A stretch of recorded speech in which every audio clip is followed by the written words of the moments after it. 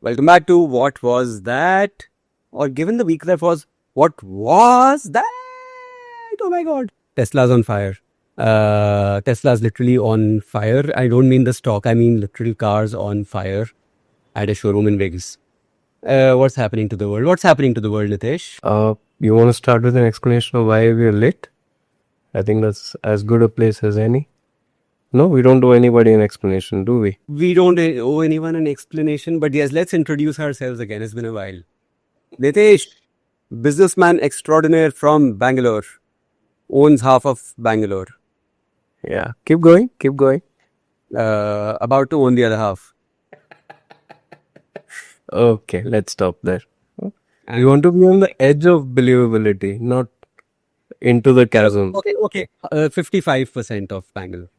55. And Vineet, poor startup boy from Noida, trying to become rich startup boy from Noida in a few years, hopefully. On this podcast where I keep complaining about capitalism and I'm running a startup. How's that for hypocrisy? But such is life. What's been happening with it? I would like to start on a happy note. We, the planet, welcome back two astronauts from the end of their 8-day mission after 9 months. So, welcome back. It's nice to have you. No jokes about very unexpectedly short missions that end up becoming 9 months. No jokes. Let's avoid that. He's back, yes. Happy to see that she's back. What eventually brought her back? The SpaceX Starliners? Yeah. So the reason they were stranded was Boeing's fault. At least that's how it finally emerged. So thank you, Musk, for bringing them. Rocketman to the rescue. Yeah. Very nice. It's a good change of pace for us. Good having That launches me straight into my first story. So Vineet, हमारा Elon कैसा हो? Mahavish Agarwal जैसा हो. It was right there. How could I not? Right. So when I say this week, I mean, of course, last week since we are late to the recording and all. But Ola had a really interesting week. Bloomberg came out with a big piece that said that a vast majority of Ola showrooms don't have the necessary licenses to actually sell two-wheelers. And either the report triggered investigation or investigation caused the report. It isn't clear, but many of their locations were raided by authorities. I'm guessing this is the RTO because they need something called a trade license to sell two-wheelers. Ola's contention is that we're not selling them. These are experience centers. So, you just come here, you test drive the vehicle, you cannot buy it here. You book online and we just do the delivery. We are not selling vehicles. Okay, let somebody else litigate that. But the larger issue was that there is a mismatch in numbers. What happens is that Ola, being a public company, puts out sales figures. Different companies do it at different paces. Some do it every month, especially in the automobile space. And some do it once a quarter with their quarterly results that, here's how many vehicles we sold last month or in the last quarter. Ola has given a different figure, and the government portal where these vehicles are registered shows a completely different figure. They're off by an order of 3. Which is higher, which is lower? Ola I think guesses. Now, Ola is saying this is because, while they did the sales, the registrations are a little backed up, and that happens. Again, completely normal. During the month end, the dealers and the companies are under a lot of pressure for sales. So they book the sale and then the registration happens a day or a couple of days later. There is a deadline for this. As per the rules, you have 7 days from the day you sell a vehicle to register it. So that window has shut. And the data is public, but Ola is still sticking to their guns and saying, no, we did sell so many vehicles in March and we are back to our almost leadership position and, everything is fine. And Bloomberg and the Vahan website is saying, no, that these are the numbers and these are the vehicles that we registered, that we know of. So I would want to see the March numbers when they eventually come out in the first week of April. and maybe the markets would have reacted more sharply.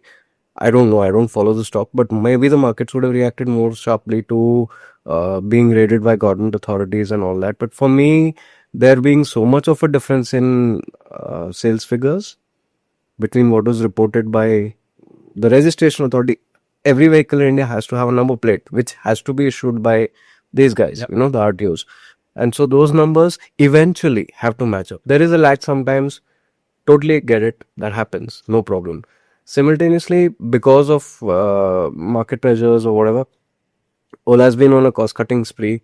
They've laid off a lot of people, and two key things, key functions that they were outsourcing so far. One was the vehicle registration, and the second was the punching of the number plates, which I will not get into. But they were outsourcing it, and from Feb they said we are going to start doing this as well in house because we feel we can do it for cheaper. And so allegedly they stiffed the vendor on their last bills, and the vendor said fuck it. They went to the NCLT, and so this company called Rosemeta, which from what I can tell from the website offers this service to a large number of brands, at least that's what they say, is now suing Ola for recovery of some 18 crores, something like that. And as per Ola's last filing in September, they have more than 1,000 crores in the bank. So there's no imminent threat that I can tell of Ola going into bankruptcy or being stripped for assets or anything like that. It's not that, but what this does say is that in good faith, if one were to assume that everybody did everything above board, then they tried their best to recover the dues from Ola. Ola said no, and so they went to the NCLT. That's usually the first step that they take, and then the NCLT will say, okay, you know what, pay these guys. And if they say, oh, you don't have money, then come, we'll take your assets and see how we can resolve this. That's the system working as intended again. But for them to have to do this, it could be read either way. It could be that they ran out of options. Rosmata, I mean, ran out of options, and so said, wait, it's a large amount, 18 crores is a lot of money, and we are not going to let it go. Or it could be, look, we know you're a listed company, and so we know how much noise this will create, and so here's a nice way we can out-twist you. It could be either thing. But either ways, it is interesting. And one way or another, Ola is at an inflection point. The next month or two will decide whether Ola transcends markets in the way that Musk has, or whether it's still bound by the rules. Yeah, the only thing I see is the numbers mismatch is the big one. Everything else just seems regular order of business. Right? Like this is India. Every large company is trying to, manage their cash flow on the back of every SME vendor. Right. Right. Everyone is like, हाँ committee. Yes. But we'll pay you in a few months if you feel like it. Right. And अच्छा MSME हो, अच्छा 45 days. अच्छा, we want to think if we really want to work with you without actually saying that. Yeah. Right. So that just seems like the regular order of business. This keep chasing, and this is someone who's basically going next step. But yeah, numbers mismatched then seems like a big one to the tune of 3x. Yes. And actually, If it gets resolved in a month, then that's great. And if it doesn't, then yeah, that is worrying then. Because the numbers aren't even that big. You think for all the noise, how much do you think, how many two-wheelers do you think Ola sells in a month by their own estimate? 10,000, 20,000, 25,000. 25,000 in all of India. One thing I will say about the startup ecosystem, having spoken to a ton of VCs, is there is an expectation that you are, I won't say embellishing the numbers, but whatever you put in the presentation has to be the peak potential possible, highest potential possible, because what they will do is they will take that figure that you've put on your pitch deck in a proposal and they will mark it down by 3x because they are assuming you are marking it up by 3x. If you give a realistic projection, they're still going to mark it down by 3x because they are assuming you're hyping it up. The problem is when that meets the real world, like when you have to submit official figures and get audited. These are just community adjusted sales of. Does the name Ramlingaraju ring a bell? Oh, that's a nice onomatopoeia. That's one after a long time. Yeah. I'm So hearing up. when he finally fessed up to the Satyam scam, that's the explanation he gave. He said it was like riding a tiger. We got on and then we couldn't get off without being eaten. Same dilemma, no? It's been what 20 years now. Yeah. And everyone's still riding various tigers. So, yeah, which is why Zomato is profitable on the back of FDs, but it's still profitable. Obviously, it just weird. That news, I mean, that report itself came out a while back. And all of a sudden, it's everywhere today.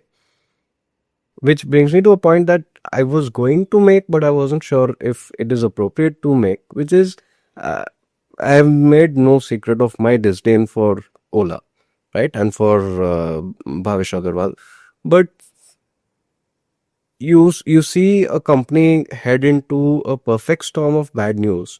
All of a sudden, it's like there's bad news coming from all directions. And it just, I'm not a conspiracy theorist, but it just makes me wonder that why all of these chickens came home to roost at the same time. Herd mentality, like in the entire ecosystem. Pylon कर रहे हैं, वो भी pylon कर रहे हैं, हम भी कर लेते हैं. Look, see this report from last year.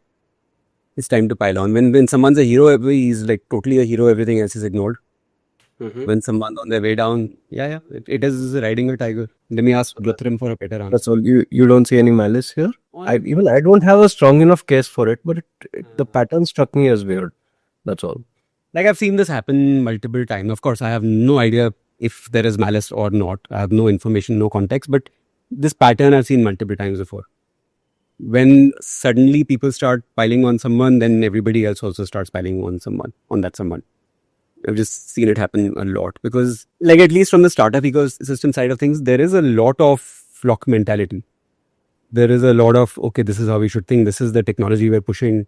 This is the guy who's great. Like, we should all idealize on LinkedIn, right? I haven't seen very many Elon Musk hype posts from India in the last 2 years, right? But there were times when I couldn't go like a day without seeing one or two, and all like he's God level posts. Do you remember the Silicon Valley Bank collapse? Around the time Matt Levine had written a beautiful column, which he started with, nobody is a bigger herd animal than the Silicon Valley venture capitalist. And so he gave like a forensic analysis of why VCs instructing their companies to pull out their funds from Silicon Valley Bank caused the bank to crash. If they just tell the lie. He's not tweeting, like they were live tweeting through a run on the bank, and Yeah.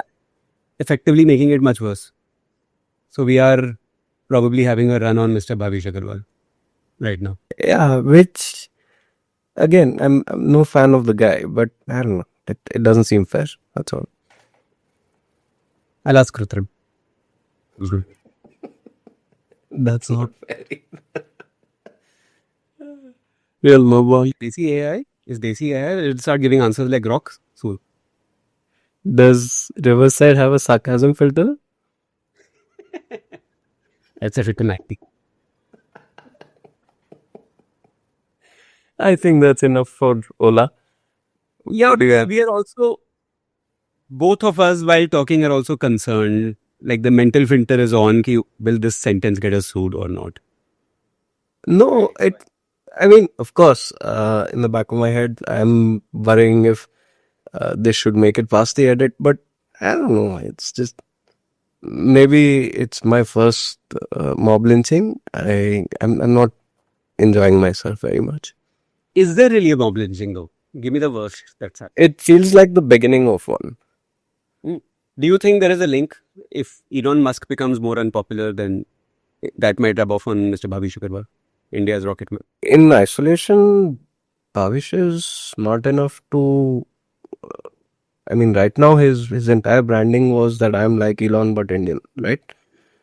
If he well and truly feels that the winds have shifted, he'll rebrand to the Indian something else. He's survived VCs for more than a decade now. That doesn't just happen. He's had organizational issues, hit pieces from various media organizations. including the Ken and Morning Context and all those guys, right? But he's still standing. I can't believe I'm defending Bhavish Ranwal. I can't believe it, but there you have it. He's still standing. You are now being an influencer for Indian startup. I am not recommending the products. This is not Lenskart at all. I have no experience with Ola, and I would like to keep it that way.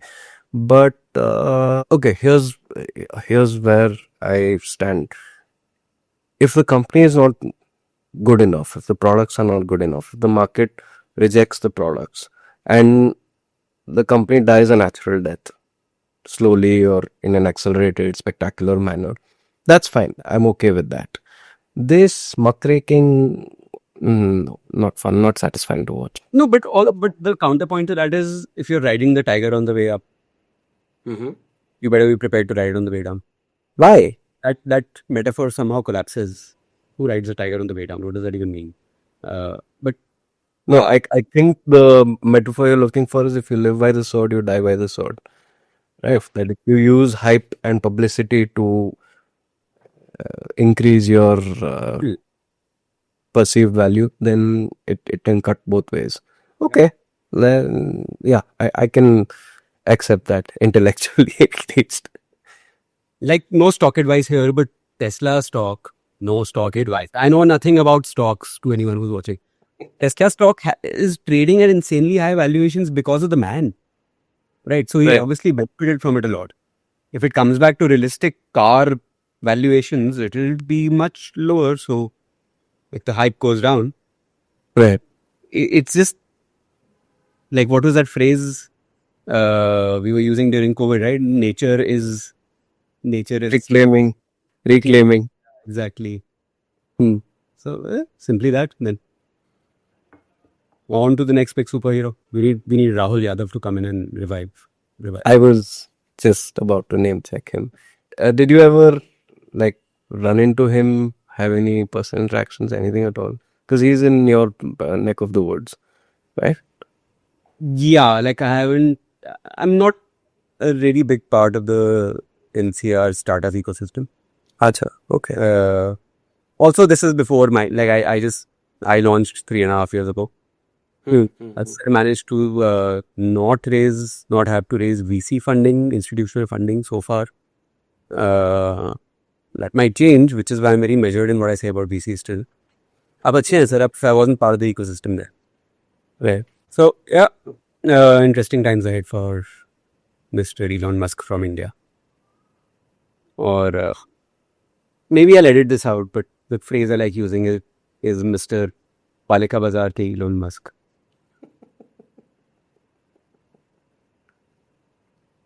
My first story is around AI hardware again. A bunch of stuff has been going on.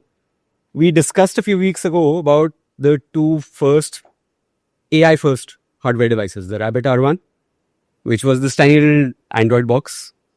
Wasn't supposed to be an Android box, but turns out it was an Android box, which could do your commands, which could, if the go-to for everyone is it'll order DoorDash for you, which is like the American Zomato, right? It failed. It could not do that. To their credit, they're still working on now basically doing software updates, creating new commands, new routines. So they're still at it. So maybe there will be an R2 someday. And the Humane AI pin, which was eventually sold for parts to HP. Interesting part is they did not sell the company. What I'd said then was that the company has been sold to HP. But no, the company has not been sold. The IP has been sold and the people have been acquired, which is a very smart way of saying your products are dead and we don't care. We owe you nothing. Now, two things have happened. Apple had an internal call, and I will read from here. Bloomberg has a report on a Siri team meeting led by the guy who oversees Siri. And this was a very, very angry call that all the Apple intelligence that Apple has been promising, they were running ads with, who was Liana Moment? Bella Ramsey. Liana Moment from Game of Thrones. They ran, and she's also in The Last of Us, the show with Pedro Pascal. Yeah. So they ran a bunch of ads with her that, oh, she's at a party and she sees someone and that person waves and then she's like, hey Siri, who did I meet 3 weeks ago on so and so at so and so restaurant? And Siri like, oh, you met so and so person who has given you this whatever, and for context. Right. These features don't exist. Mm-hmm. Now, this angry meeting was the engineering team telling the Siri team that these features will not exist for a while. So there is no AI Siri. Right. That's happened or that's going to happen anytime soon to deliver what was advertised a year ago. Isn't this false advertising? How is this allowed? How they sold hardware? You just need Apple Intelligence. You need to upgrade. They sold their hardware on the back of these AI things, and then they launched the hardware saying these AI things are coming soon, and now internally they're talking about how these AI things are very, very far away. How is this not false advertising? How is this okay? The second related story is another company is trying to turn its existing devices into AI hardware, which could be a very, very interesting pivot if it happens, which is Amazon. There's millions of Echo Dots and Echoes and Echo Pops and Echo Shows and Echo whatnots out there in the world already. All the processing is happening online in any case. These devices, because of the services they offer, like play music, turn the lights out, whatever, they are in strategic locations in people's houses where people can walk in and they can be heard by Alexa. So for them to actually pivot, if anybody already has the hardware ecosystem to make AI hardware work and AI chatting work, it's Amazon, because they don't need to sell anything new. So they had an event. They stopped releasing Echo devices, new devices a year and a half ago. Mm-hmm. Yeah, actually the honorable thing. I see you defended Ola. I'm defending Amazon. They did the honorable thing, sort of, by not doing any new launches. Ki, look, AI hardware is here, AI hardware is here. Unlike Apple, right? They effectively were saying that we are coming out with Alexa AI, this really much better improved version, because all these voice assistants right now are pretty much beyond a few basic tasks, are pretty useless. Like you can ask them, what's the weather? You can ask them, Achha, can you play the song? Great. Which is actually why I have 2 Echo devices in my house, 3, because they can play music and they can do it in sync over the network. It's very buggy, but anyhow, let's not go there. I will start crying. But they had an announcement, and this whole thing that they've been hyping up or building up to, not hyping up, over the last year or so. And they did a full demo of what it could do, but they did not let anyone play around with the hardware. We've seen this story before. Grand announcements happening on stage, but nobody is allowed to actually try it out, even the reporters over there. Right. And that event also happened. There were a lot of stories and then it disappeared. This is now 2.5 weeks ago. Oh, yeah. This is the second wave of AI hardware now coming from the really, really big guys. Amazon still, I would say, has a better shot if they can make it work. But unfortunately, nobody's been able to make it work so far. The technology is just not there. So, also another thing, I've gone into a bit of a rant / monologue, but another thing, which is now, earlier, you could set your Echo devices to not send any data online. Right. Which is how I've also set it, right? I just needed to, in fact, they're all on mute. Always, because I just use Spotify on my phone to start playing music. I don't even say, hey Siri, play this, hey Alexa, play this song, because I don't want to play a song. I want to play a playlist that's already on Spotify, right? But it could do this processing offline. But now with AI, this is all online. So now they have removed the option to keep your voice offline. Anything you say to your Echoes will now go online for processing. Another privacy nightmare in the making. Now you have no choice. These devices that are all around your house, listening to everything you're saying, waiting for the keyword, are now just going to be sending everything online. So many thoughts. I'll stuck from so many thoughts. I'll go last in, first out. It's kind of sweet and cute that you thought that when the devices, when you set them on mute, they really were on mute, and that you're, I'll be a little harsh here, but gullible enough to believe that. Believe in something and you have to go. This was it. Okay. I'm not going to beat you while you're down, but okay, sure. All right. I have like Tooth fairy jokes and Santa Claus jokes and all that for you, but I will not crack them. What, Santa Claus isn't real? No, no, no. You didn't hear it from me. Pretty cool. Go easy, man. All right. So that aside, yeah, I actually hadn't paid attention to this. Amazon hasn't launched a single new device in quite a while now. There are no Kindles on the market. If you notice, there is Kindle Scribe. Kindle Scribe. And there is Kindle? another one. Scribe. Scribe. Yeah. But apart from that, I think that was already in development. Ooh, nice. Actually, in my influencer era too. Subsame levels. And I love it. So yeah, they did a Scribe version 2 3 months ago. But yes, on the Echo side, yeah. Nothing new. Imagine riding a whole AI hype cycle and being nice and ready to jump off of it. On the device side, I'm sure they had their fun with AWS and all that, but in this part of the business. Yeah. And it ties in neatly with what you said about Apple. They jumped the gun. They were not ready, and suddenly AI was everywhere. The hype was so much that they announced prematurely.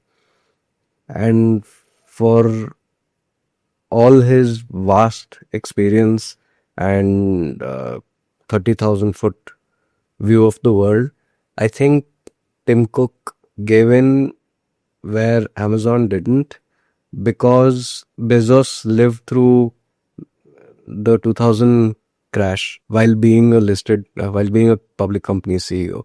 It is something Tim Cook did not see.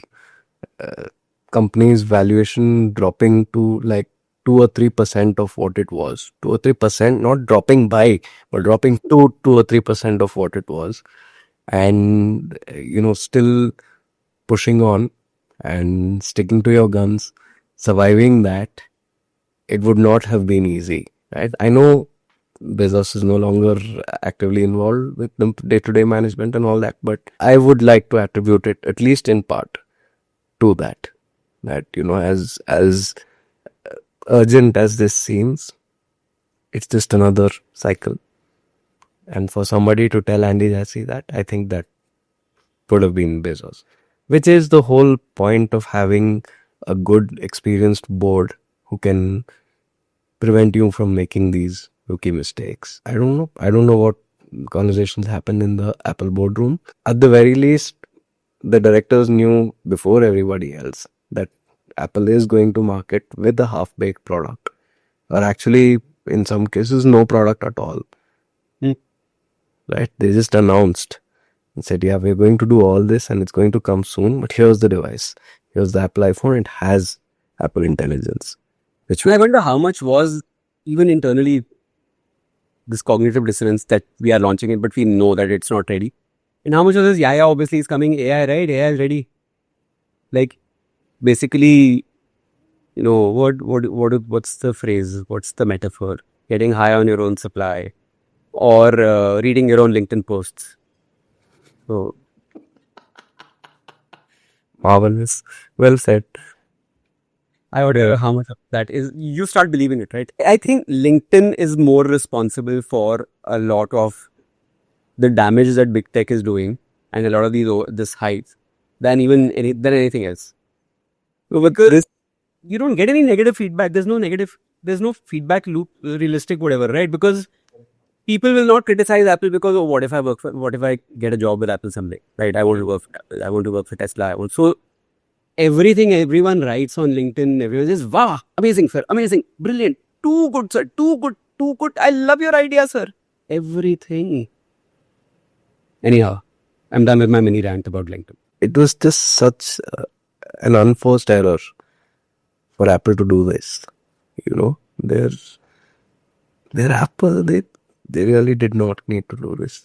Their whole signature move is waiting for a technology to get good enough for their brand name.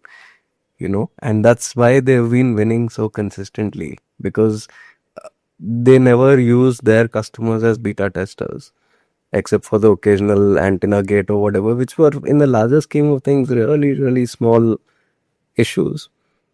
There, you just expect that the company will acknowledge the issue and make things right for the person. Yeah, For the that's it.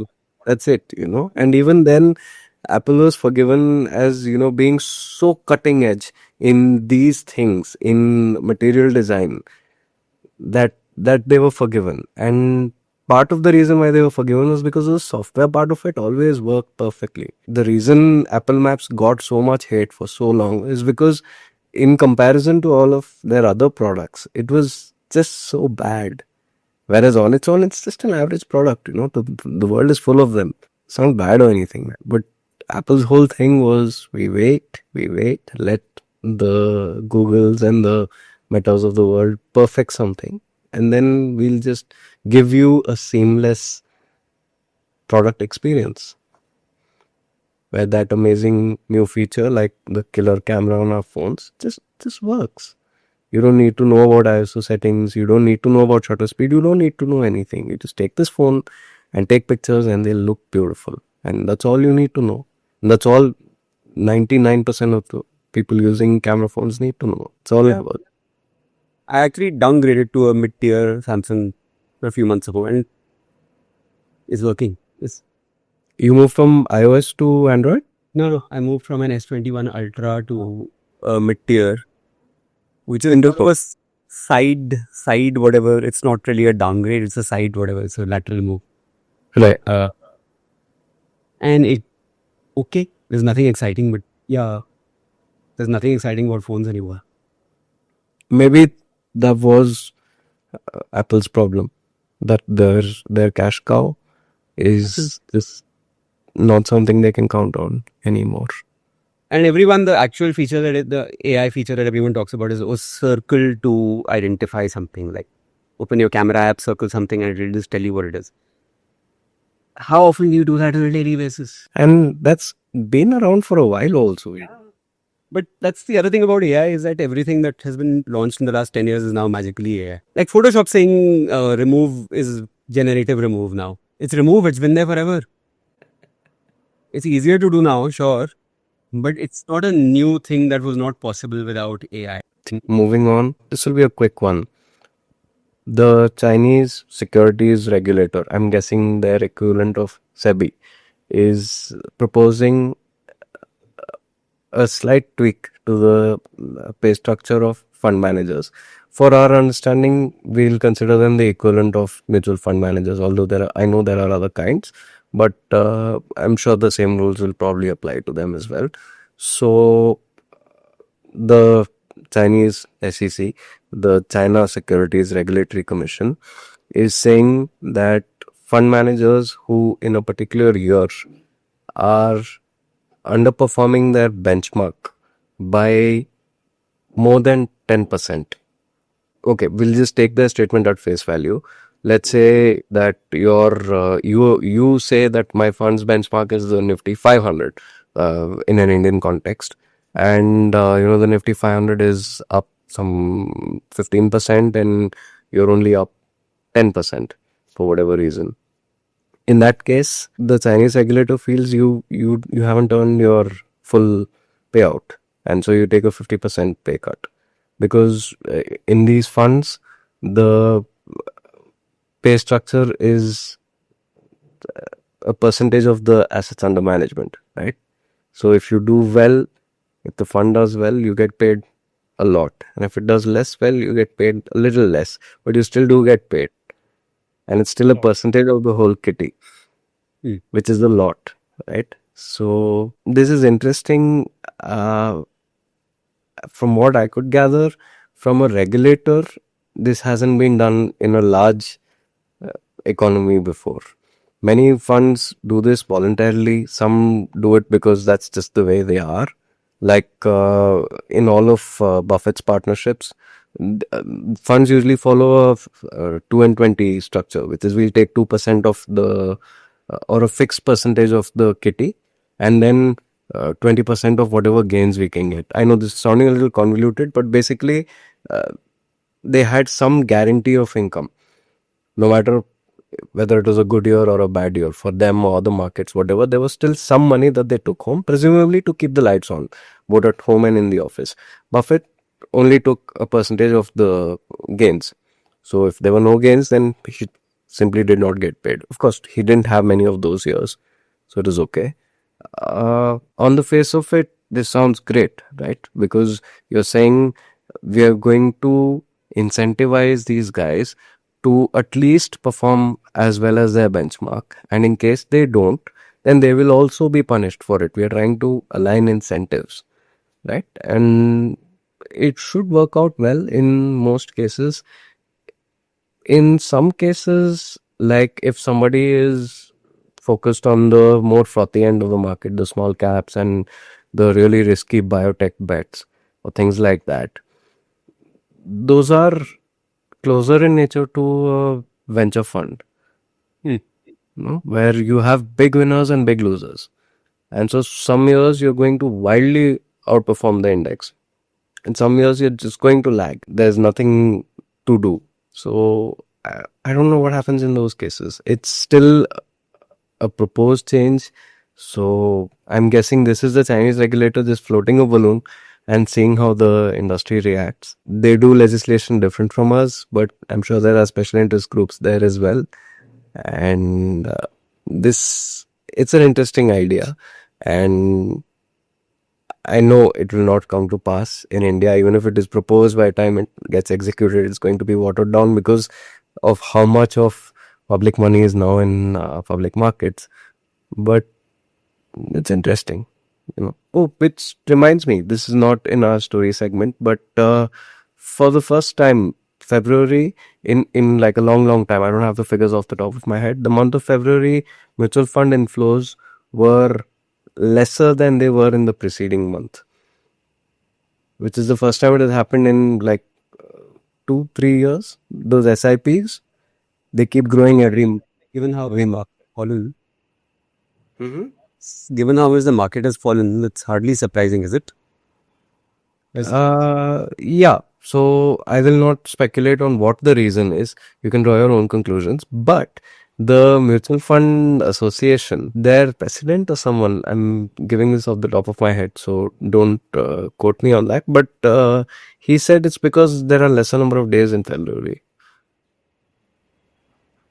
Oh God, I'm trying very hard to reserve comment on that. I will not say anything. I will not say anything. I was half asleep when I read this, and I sat up and burst out laughing. Okay, nice. I haven't heard that word before. Yeah, fewer days, and also there's lesser sunlight, right? During the day. People invest more when they see brightness around them. Delhi is fairly smoggy. March is cleared up. Delhi is less smoggy now. AQI has fallen. So therefore, we should see a resumption of.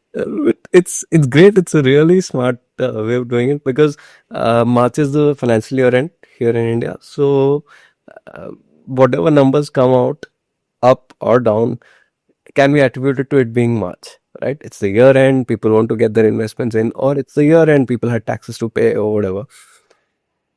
April की April में देखेंगे. March is already taken care of. April is a long way away. I should check the TDS levels of like in the water here, see if that's been affecting things. So I like the comment. I said sarcasm to 90. I managed. Nicely done. And when you said TDS, I thought you were talking about tax deducted at source. So even that was a nice misdirect there. Well done. Your next story. My next story. Everything's computer, but not anymore. I will link to a fantastic video. I will link to two fantastic videos in the show notes. One is Mr. Trump on the White House lawn trying to shore up Tesla's stock by saying that Tesla is a great car. Mr. Musk is a great man. And he gets into the car and he's like, oh my God, I've never seen something like this before. Everything's computer. Another great video, which is a Daily Show bit Edit. Yeah. edit that they made on this. It's fantastic. But no, everything is not computer anymore because Volkswagen has announced that they are now going to go back to physical buttons. Something that I'm very happy to hear. Yes. Excellent. Yeah. People have had enough of all tech, all panel because there's no haptic feedback. I want to be driving. I want to be able to tuk, tuk, tuk, without even looking. I want muscle memory. I don't want a screen that's constantly changing. It's dangerous. As it is, half the time people are looking at their phones. See, I'm getting into rant mode again. But yes, they're saying that their customers have had enough. They have had enough. And they are now bringing back physical controls for volume, heating controls, fan speed, hazard light activation. There's still a touchscreen, but at least below the touchscreen. Hyundai has said that customers are very stressed. They're annoyed. They are steamed, is the word, when they can't control something and they have to look at the screen instead of being able to look front. And this is a trend that started, everything's Tesla in the story in this episode. So yeah, this was a trend started by Tesla who put an iPad type thing right in the middle and then just kept moving more and more controls. I'm assuming there was also a cost element to that. Yeah, that's very important. It is cost reason only. It is cost reasons. But imagine not having a physical indicator button just below the. So I am very happy to hear that physical buttons are coming back. Well, I drive an 11 and a half, or 12-year-old Camry, so I always had physical buttons. I haven't even changed the stereo to a touchscreen yet. I think it does have a touchscreen, it's one of those old resistor type touchscreen that you have to like to change anything. So I'm happy without the touchscreen element. Thoughts?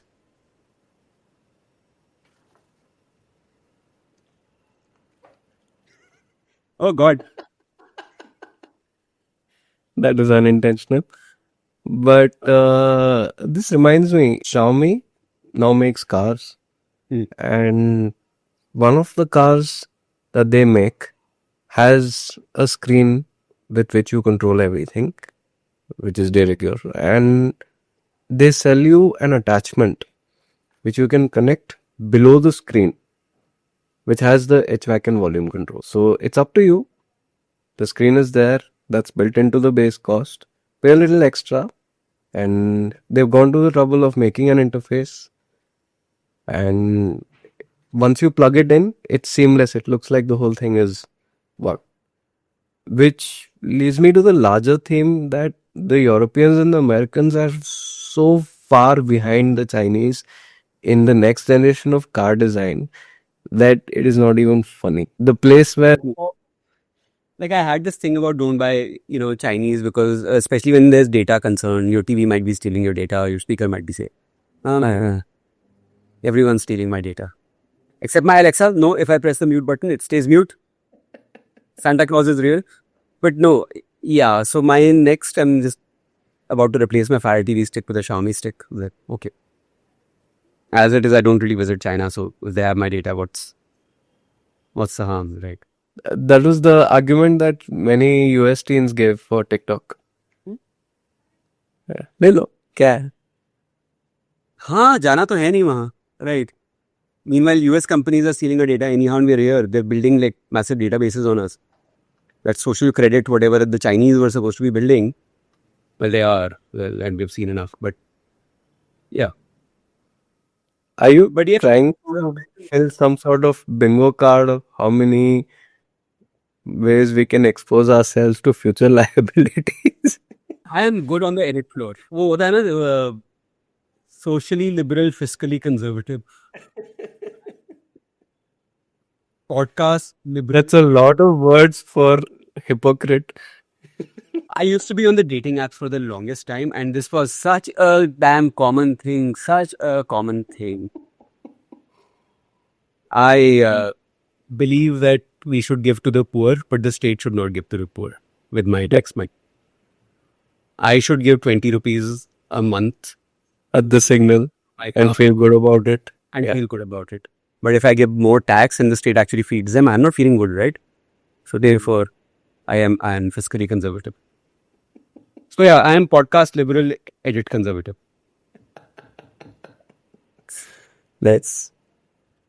Sorry, you were saying. I'm bringing up go into our Riverside which is the podcast software you use, somebody will have to go into our Riverside data, whatever backups to actually get the stuff we are editing out of the episode.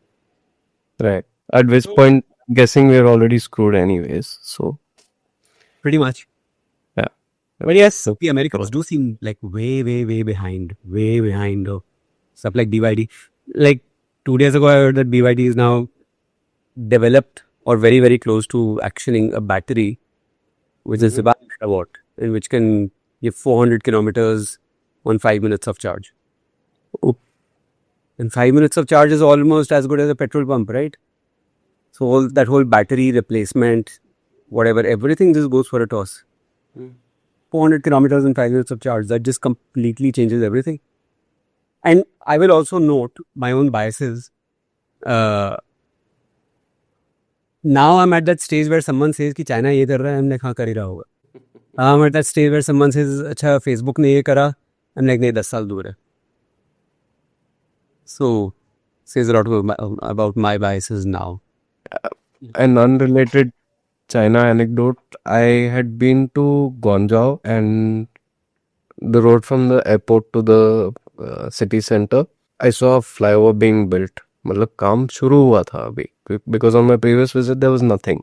On the second visit, which is about 6 months apart, काम चल रहा था. And 6 months after that, I took that road to go straight into the city center. So in the span of 12 months and 3 visits, we went from no flyover, and this was long, like Bangalore ka electronic city flyover, that long, 10-12 kilometers, if I remember correctly. In a year, I actually saw it built with my own eyes. And yeah, there's a Google Maps landmark which is called the Ejipura Historical Monument. nice, very nice local reference. I like that. I actually brought that up the first couple of times I told this anecdote, but abhi sharam aati hai yaar. I don't. It isn't even like, look how far apart we are. We are not on the same plane. We are barely on the same planet. Honestly, like I remember those places, maybe not this fast, but Delhi, early 2000s. I had this phase, like I was in Bangalore then, and every time I would come back after 6 months, there's like a new flyover. There was a lot of activity happening, and I won't even go into car culture and whether these flyovers are good or not, completely separate debate, but things were moving rapidly. Gurgaon has had this phase. Gurgaon has completely, never mind, I will not go into car culture rant, but Gurgaon had this very long phase where every time I would go to Gurgaon, I would get confused because suddenly there's the new underpass, or suddenly there's a new U-turn wala flyover, or suddenly there's a new road or whatnot. Right. And signages बाद में आएंगे. Signages are a 5-year project. But yeah, well, like I've had those phases. It's just not standard practice in India. Right. Story 3 and a wrap. Yeah, story 3. Alright, very quickly. After months of lobbying and many on the record interviews, Airtel broke from the herd and signed a JV with Starlink, saying if Starlink gets the necessary licenses, we'll be happy to partner with them in India. And in a few hours, Jio followed suit. I heard about Vodafone also, I think, yesterday. Doing Really? things. My punchline for this was, and as usual, Vodafone was caught napping in the corner. I didn't find anything about that, but it was surprising because quite a bit of noise was made, and I'm assuming lobbying also was done for not just giving away satellite spectrum. Right? The telcos said their stance is we have spent all this money on setting up infrastructure here, and you can't just have these guys providing connectivity from the sky, which costs like an order of magnitude less than what we do to execute. And Yep. I was just checking. Vodafone idea confirms being in talks with Elon Musk's Starlink. So that's number 3 for 3. oh, And yeah, I won't even comment because then we go into geopolitics, politics territory, I feel. It just seems that these are not regular business decisions, which Naturally. But the reason I bring it up is if the economics work out, would you be up for a Starlink connection? I don't think I'm comfortable giving the Americans my data. And less than 10 minutes back, you're okay with the Chinese having it. And I'm assuming one way or another, Mukesh Bhai already has it. No, it's serious answer. Serious answer. Would I be okay with Starlink? Like, I'm in a place where there is plenty of connectivity. I'm assuming that satellite internet will be slower / more expensive. Mm-hmm. Maybe my brain can't comprehend how satellite could be as good as fiber. See, US is a different animal altogether. Like rural areas in the US were sitting on like 1 Mbps connection till like till I was saying Starbucks. The Starlink came about. Right.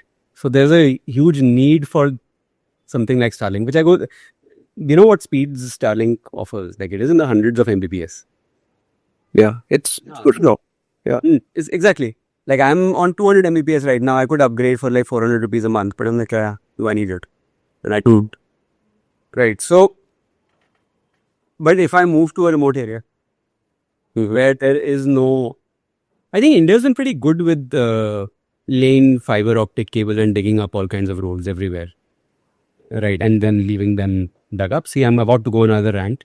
But yeah, I think a lot of areas do have broadband in India.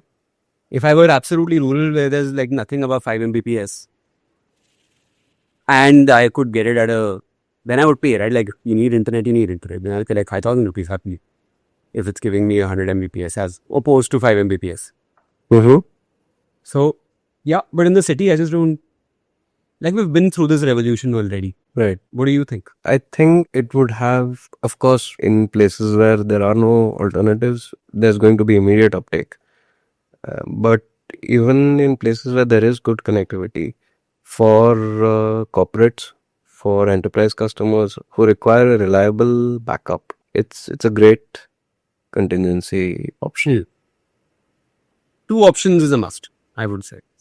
Yes, So but you can't- if they're both broadband or if they're both dependent on the local network, then you're not hedging your bets, right? There's this great story of New York being shut because of some once in a 100-year storm, which now seems to happen every year. every few weeks. And all of Manhattan was without power or something like that. And the only building which had its lights on was the Goldman office, because someone's had the foresight to make that contingency plan and say, no, what if the grid doesn't work and then the backup doesn't work and then the backup doesn't work? We need to have our generators. And so it's a rounding error for corporates, right?